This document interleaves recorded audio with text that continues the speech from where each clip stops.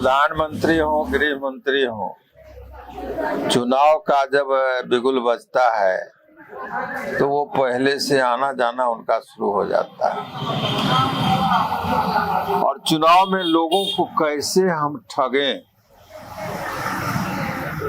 और उससे ठगी के कारोबार को फैलाने के लिए ये प्रोग्राम हो रहा है। यहाँ हमारे मुख्यमंत्री जी लंबे कार्यकाल से यहाँ हैं।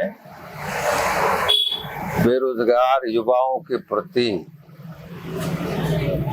न कभी इनका अच्छा दुख रहा है न आज है कि हमारी अगर सरकार बनेगी तो हम 10 लाख नौजवानों को नौकरी देने का। हेलो नमस्कार, मैं हूं नीरज कुमार। आप देख रहे हैं मोबाइल न्यूज 24। 17 लाख दर्शकों का फेवरेट न्यूज चैनल बिहार विधानसभा का कवरेज करते हुए पिपरा विधानसभा क्षेत्र में आया हुआ है और यहां हमारे साथ हैं पिपरा के पूर्व विधायक यदुवंश यादव जी।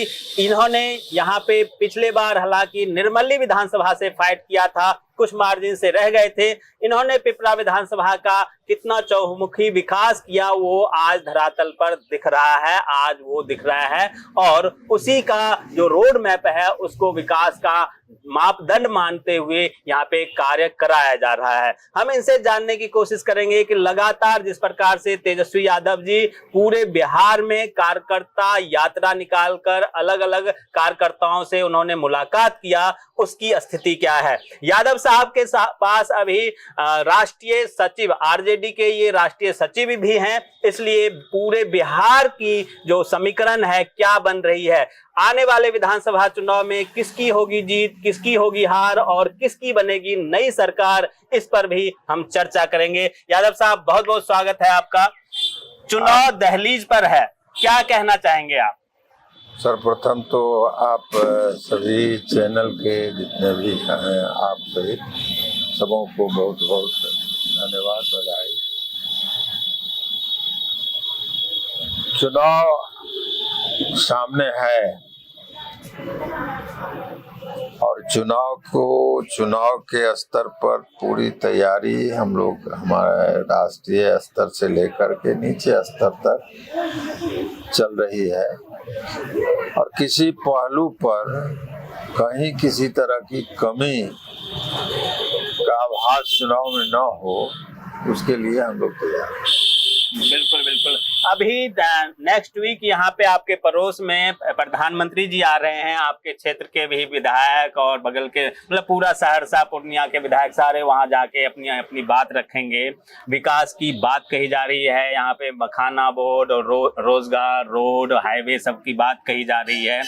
आपको क्या लग रहा है, जिस प्रकार से दो खेमा में एक तरफ कहा जा रहा है कि बिहार बदहाल हो चुका है, वहीं वो लोग कह रहे हैं कि बिहार में बहार आने वाली है, क्या लग रहा है, कितना बदहाली है या कितना खुशहाली बिहार में है?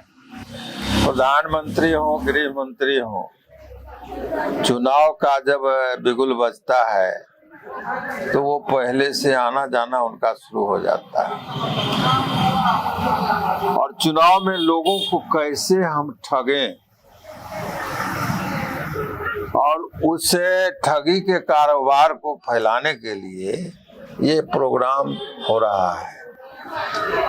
जो विगत चुनाव में देखने को मिला, चाहे प्रधानमंत्री जी हो, गृह मंत्री जी हो, इन लोगों ने आकर के चुनाव के समय में चुनावी वादा करने का काम किया, लेकिन चुनाव जीतने के बाद उसका अमली जामा पहनाने का काम नहीं किया, बल्कि उसको जुमला में तब्दील कर दिया। जो ये चुनावी जुमला था और हमने चुनावी जुमला, तो वही अब आ रहे हैं। यहाँ तो कुछ किए नहीं, लेकिन अब आ रहे हैं चुनावी जुमला लोगों को बतलाने के लिए और आगे चुनाव में ठगने के लिए। बिल्कुल, जिस प्रकार से अभी हमारी आपके यहाँ के विधायक जी से बात हुई थी, वो कह रहे हैं यहाँ पे बड़ी सौगात दी जा रही है, अररिया तक का रेलवे लाइन का भी उद्घाटन होगा और वो त्रिवेणीगंज तक, सुपौल से त्रिवेणीगंज खंड जो है उसका उद्घाटन हो जाएगा और आने वाले वर्ष में वो भी हो जाएगा। मुझे जहाँ तक याद है कि ये जो लाइन है इसका उद्घाटन लालू प्रसाद यादव जी ने ये करवाया था, क्या कहना? ये अररिया गलगल सुपौल अररिया गलगलिया रेल लाइन का लालू जी ने अपने कार्यकाल में इसका सर्वे के लिए राशि आवंटित करके और द्रुत गति से इस रेल को बनाने के लिए उन्होंने योजना चालू की थी। और आज इतने दिन उनके जाने के मतलब रेल मंत्री से हटने के बाद इतने दिनों के बाद सो रेल की शुरुआत यहाँ से त्रिवेणीगंज तक होने जा रही है। इतनी लंबी अवधि गुजर जाने के बाद तो अब तक जहाँ तक इसको जाना चाहिए था गलगलिया तक वहाँ पहुँच जाना चाहिए था, लेकिन अब चुनाव में दिखलाने के लिए ये आ रहे हैं त्रिवेणीगंज तक अब गाड़ी जाने की बात कर रहे हैं। बिल्कुल। और रोजगार की बात करते हैं, हालांकि ये तो सच्चाई है कि आपके यहाँ सड़कें कुछ बनी है, हाईवे कुछ बनी है, लेकिन रोजगार की अगर बात करें तो आपके यहाँ से आज भी लोग पलायन करने को मजबूर हैं। लोग यहाँ से नौकरी के लिए दिल्ली, पंजाब, महाराष्ट्र जाते हैं। तेजस्वी यादव जी का भी 2-4 मीटिंग मैंने अटेंड किया, उन्होंने कई बातें कही, हालांकि कुछ सच्चाई भी है कि भाई करीब 3.5 लाख नौकरी, सरकारी नौकरी उन्होंने अपने छोटे से कार्यकाल में 16-17 महीने के कार्यकाल में उन्होंने कराया, और अगर वो होते तो शायद और ज़्यादा होता। युवाओं में अभी तेजस्वी जी के प्रति रुझान तो है, परंतु जिस प्रकार से चल रहा है आपका वक्फ बोर्ड को लेकर हिंदू मुस्लिम में एक तरीके से विद्वेष फैलाने की कोशिश की जा रही है, वो चीज कहीं ना कहीं नुकसान पहुंचाता है। इसे आप कैसे संभालेंगे? इसके प्रति आप लोगों की क्या तैयारी है? जहाँ तक युवाओं का सवाल है, और आपने सवाल के साथ जवाब भी दे दिया कि लंबी अवधि गुजर जाने के बाद हमारे मुख्यमंत्री जी या प्रधानमंत्री जी का जो वादा था, जो प्रत्येक वर्ष हम 1 करोड़ नौकरी देने का काम करें, तो उनका तो चुनावी वादा था और वादा चुनाव में ही रह गया। लेकिन यहाँ हमारे मुख्यमंत्री जी लंबे कार्यकाल से यहाँ हैं। बेरोजगार युवाओं के प्रति न कभी इनका अच्छा दुख रहा है, न आज है। जब ये बीजेपी से इनका मोह भंग हुआ था तो इन्होंने तेजस्वी जी से समर्थन की मांग की थी, और तेजस्वी जी लालू जी ने इसी शर्त पर उन्हें समर्थन देने का काम किया था कि अगर आप जो हमने चुनाव में घोषणा किया है उस चुनाव घोषणा और घूम घूम करके हमने लोगों को कहा है विगत चुनाव में कि हमारी अगर सरकार बनेगी तो हम 10 लाख नौजवानों को नौकरी देने का काम। जी। तो हमारी सरकार तो बन नहीं सकी, और आपके साथ अगर हम साझेदारी में सरकार बनाने का काम करेंगे तो हमको नौकरी देने का ये जो शर्त है, युवाओं को नौकरी देने का शर्त, इस शर्त को अगर आप मंजूर करते हैं तो हम आपके साथ समझौता करने के लिए, और उन्होंने इस बात की सहमति और स्वीकृति दी। तो जो अल्प अवधि में उन्होंने 17 महीना की शासनकाल में 3.5 लाख को तो नौकरी देने का काम किए, और 2 लाख नौकरी की सारी प्रक्रिया पूरी होने के बाद सिर्फ उन्हें बहाली पत्र ही देना था। लेकिन उसी समय फिर सरकार ये पलटी मारने का काम किए, और पलटी मारने के बाद वो काम जैसे था वैसे पड़ा रह गया। फिर उसके तरफ ध्यान इन्होंने नहीं दिया। इसीलिए हम कहते हैं न पहले इन्होंने किया और न हटने के बाद किया। बिल्कुल। और वो श्रेय अपने ऊपर लेना चाहते हैं, तो अगर उससे पहले किए रहते या उसके हटने के बाद भी आप अगर जो बचा हुआ था उसको कर देते तो वो सेहरा उनको मिल सकता था। बिल्कुल। लेकिन अल्प अवधि में तेजस्वी जी ने युवाओं को नौकरी देने का काम किया है और उन्होंने जो वादा किया है घूम घूम करके सारे कार्यकर्ताओं के बीच में जा करके उन्होंने बतलाने का काम किया है कि जो कुछ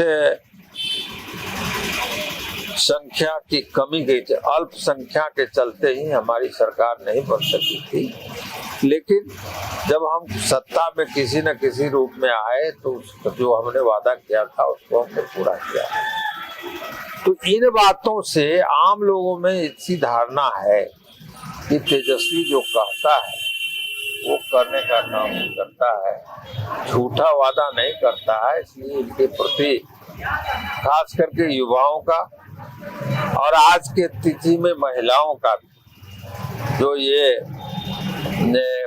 माए बहन मान सम्मान योजना के तहत 2500 रुपया देने की बात हुई, फिर 200 यूनिट किसान की बिजली माफ करने की बात है, सामाजिक सुरक्षा पेंशन को बढ़ा करके 1500 करने की,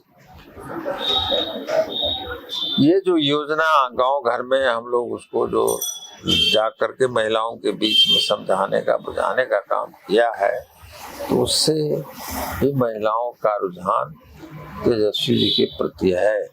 और मुझे विश्वास है जो इस रूप में लोगों का झुकाव है, और खास करके अभी जो नीतीश कुमार जी की जो हरकत है, अब वो शारीरिक रूप से मानसिक रूप से जो कार्यकलाप उनका देखा जा रहा है, और फिर इसके बाद जो उनके जो किसान हैं आज ये उनका उधारी रैयतों की जो बदहाली है,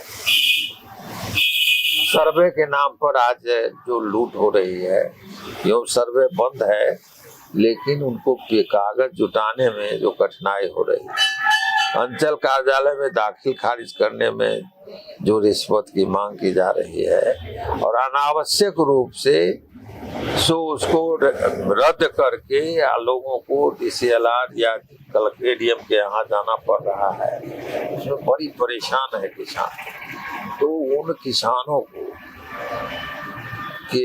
का भी इनको झेलना पड़ेगा, तो उनका को भाजन इनको बनना तय है। बिल्कुल बिल्कुल।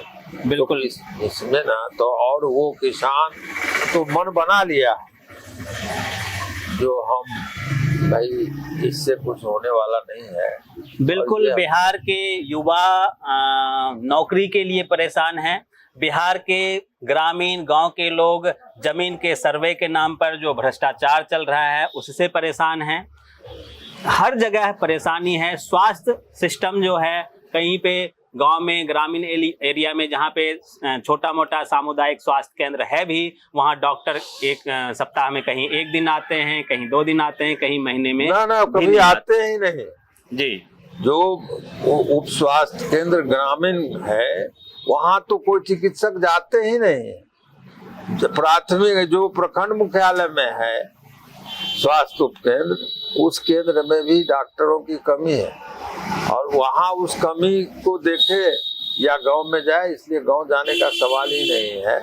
कोई भी चिकित्सक वहाँ नहीं जाते, सिर्फ वहाँ के जो छोटे कर्मचारी हैं वो किसी दिन जा करके वहाँ बैठने का काम करते हैं, या अगर उसको रहने की व्यवस्था हो जाती है तो उसमें रह करके अपना समय बिताते हैं। हालांकि यातायात की व्यवस्था जरूर सुदृढ़ हुई है, सड़कें अच्छी हो गई है, नेशनल हाईवे और लिंक रोड अच्छी जरूर है। उसका क्या फायदा है और क्या नुकसान है, इसके बारे में भी आप थोड़ा हमें बताएं। सड़कें अच्छी होने से यातायात की सुविधा अच्छी हो गई है।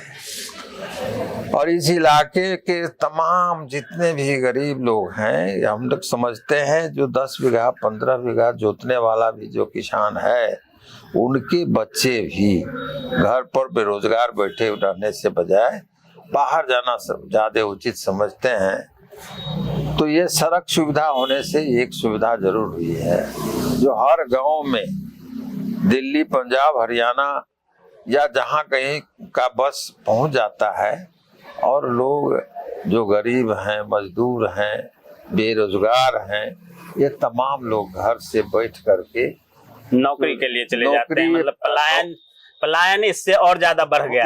इससे पलायन में वृद्धि हुई है। समझे ना, रेल का ठहराव तो यहाँ है नहीं। जी जी। जो थरबिठा स्टेशन नियरेस्ट है, तो यहाँ कोई भी दूर यात्रा की गाड़ियां नहीं रुकती है। कल हमने सांसद को कहा भी, एक वो जो गरीब रथ चली है वो भी थरबिठा स्टेशन में नहीं रुकती है। अच्छा। जबकि ये प्रखंड मुख्यालय है, थाना है, लेकिन यहाँ इस स्टेशन में, और पिछला जो उसका डेली का जो बिक्री सेलिंग है वो अन्य स्टेशनों से बहुत अच्छा रहा है। लेकिन यहाँ कोई भी गाड़ी ठहराव की स्थिति नहीं है।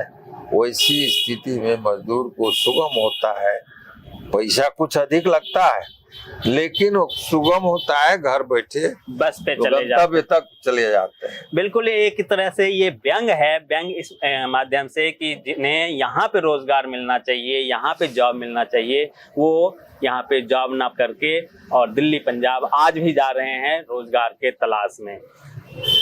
बिहार के इस इलाके की स्थिति इस प्रकार है, आप लोगों को भी मैं बताऊं कि साल में 4 महीना पानी रहता है, लोग बाढ़ में परेशान रहते हैं। 5-6 महीना लोग यहाँ रहते हैं और उसमें से भी 4 महीना 5 महीना वो बाहर जाके नौकरी करते हैं, और साल में 2-4 महीने के लिए गांव आते हैं तीज त्योहार पे अपना परिवार से मिलने जुलने के लिए। और स्थिति इतना बदतर हो गया है, अगर यहाँ रोजगार की व्यवस्था जल्दी ना हो तो ये गांव सूने के सूने रह जाएंगे। स्वास्थ्य की व्यवस्था ग्रामीण इलाके में चरमराया हुआ है। शिक्षा की अगर बात करें तो कुछ हाई स्कूल जरूर बने हैं, कुछ इनके कार्यकाल में बने होंगे, कुछ नए कार्यकाल में बने होंगे, परंतु वहां भी शिक्षकों की कमी है। तो शिक्षा व्यवस्था को लेकर कुछ बताइए। शिक्षा व्यवस्था, यूं तो शिक्षा विभाग के जो सचिव थे उन्होंने इसमें सुधार लाने का प्रयास किया था। जमीनी स्तर पर सुधार की प्रक्रिया शुरू हुई थी, जो वर्षों से जिस व्यवस्था से वो चल रहे थे उस व्यवस्था में बदलाव लाने में समय की आवश्यकता है। तो वो समय अगर रहते वो जिस सख्ती से शिक्षा विभाग में उन्होंने शिक्षा व्यवस्था को सुदृढ़ करने के लिए प्रयास किया था, वो सराहनीय है। सरकारी स्तर से नहीं कहेंगे, लेकिन प्रशासनिक स्तर से जो उन्होंने किया था, हम उसके भाई प्रशंसक हैं।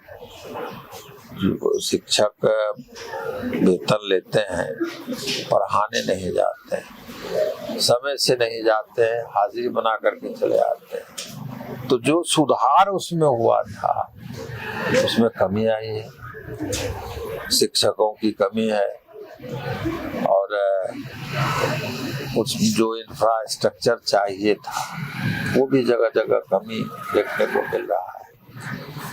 तो इसमें बहुत कठिन व्यवस्था से ही इसमें सुधार हो सकता है। बिल्कुल, अगर दृढ़ शक्ति हो और कड़ा निर्णय लिया जाए तो शिक्षा व्यवस्था में और ज्यादा सुधार की जरूरत है। तभी यहाँ के बच्चे अच्छा से पढ़ेंगे, अच्छा काम करेंगे। तो जिस प्रकार से बड़े लोगों के बच्चे चाहे प्राइवेट जॉब में ही हैं तो उनको 60 से 70 हजार सैलरी मिलता है, और हमारे ग्रामीण इलाके के बच्चे अगर प्राइवेट जॉब में जाते हैं तो 10 से 15 हजार रुपए मिलता है, क्योंकि वो सरकारी स्कूल में शिक्षा की जो स्तर है वो गिरी हुई है, वहां सही से पढ़ाई नहीं हो पाता है। ये कैसे सुधरेगा ताकि सभी को उस स्तर का पढ़ाई मिल सके, उस स्तर का शिक्षा मिल सके।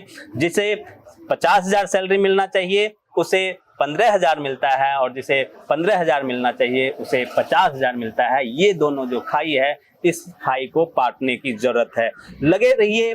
आप तमाम दर्शकों का बहुत बहुत धन्यवाद। ना इसमें ये जी जो हमारे नेता कहते थे, डॉक्टर राम मनोहर लोहिया, चाहे भंगी हो या हो राष्ट्रपति का संतान, सबकी शिक्षा एक समान। जी और जब तक ये समान व्यवस्था नहीं होगी तो जो समाज के ऊंचे वर्ग के लोग हैं या संभ्रांत परिवार के लोग हैं, वो तो अपने बच्चे को बाहर प्राइवेट स्कूल में पढ़ाने का काम करेंगे। जी गरीब गुरुआ का बच्चा पढ़े या न पढ़े, सरकार की भी ऐसी मानता है जो गरीब दलित पिछड़ों के बच्चे को न पढ़ने दिया जाए। क्योंकि पढ़ने पढ़ाने की अगर बात होती तो ये उनकी पढ़ाई में छूट देने का काम करते। लेकिन अब अमीर का बेटा भी जो किताब खरीदेगा तो उसको भी उतना ही देना पड़ता है, कॉपी कलम पेंसिल खरीदना उतना ही राशि देना पड़ता है।